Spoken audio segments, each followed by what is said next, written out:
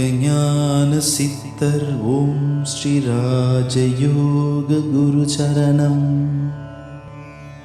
யோக ஞான சித்தர் ஓம் ஸ்ரீ ராஜயோக குரு சரணம்.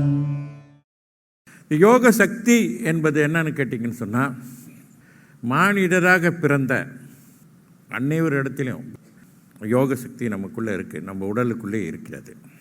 அது எந்த ஜாதி மத வேத இனம் எதுவுமே கிடையாது. மனிதராக இருக்கக்கூடியவர்கள், மனிதராக பிறந்தவங்க அவ்வளோ பேருமே யோகத்துக்கு எதுவும் இல்லை. யாரும் ஜாதி மத வேத இவங்க தான் இந்த சக்தியை உணர முடியும், இவங்க தான் இதை வழிபாடு செய்ய முடியும். அல்ல இது மதத்துக்கு மற்ற இனத்தவர்களுக்கு மற்ற மதத்தில் உள்ளவர்களுக்கு இது ஒரு முட்டுக்கட்டையாமல் முரண்பாடாக இருக்கும் என்பதெல்லாம் கிடையவே கிடையாது. யோக சக்தி என்பது நமக்குள்ளே இறைவன் நமக்குள்ளே ஒரு பகுதியாக இருக்கின்றார். அந்த தான் யோக சக்தி என்று நான் சொல்கின்றேன். இந்த சக்தியை தான் குண்டலினி சக்தி அப்படின்னு சொல்கிறாங்க, ஆத்ம சக்தின்னு சொல்கின்றார்கள்.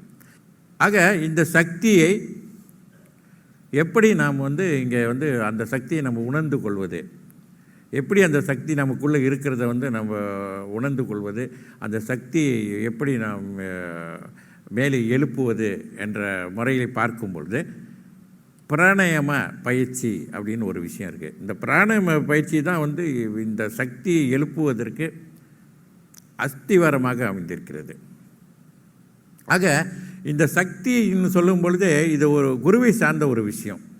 ஆனால் உண்மையில் சொல்லப்போனால் யோக சக்தி என்பது சாதாரண விஷயமே கிடையாது. குண்டலினி சக்தி என்பது மிகவும் ஒரு அற்புதமான ஒரு சக்தி. ஒருவர் குண்டலினி சக்தியை முழுமையாக உணர்ந்துட்டார்னா அவர் தான் முழுமையான சித்தர் நிலையை அடைஞ்சிட்டார்னு அர்த்தம், இறைவனை முழுமையாக அடைஞ்சிட்டார்னு அர்த்தம், மரணமில்லா வாழ்க்கை வாழக்கூடிய தகுதியை பெற்றுட்டார்னு அர்த்தம். அவ்வளோ பெரிய ஒரு நிலைக்கு கொண்டு போவது இந்த குண்டலினி சக்தி. எப்பொழுது நம்ம அந்த சக்தியை நாம் முழுமையாக உணர்ந்து கொள்கின்றோமோ அப்பொழுதே நம்ம முழுமையான நிலையை அடைஞ்சிருவோம், தெய்வீக நிலையை அடைந்து விடுவோம் என்று. யோக ஞான சித்தர் ஓம் ஸ்ரீ ராஜயோக குரு சரணம். யோக ஞான சித்தர் ஓம் ஸ்ரீ ராஜயோக குரு சரணம்.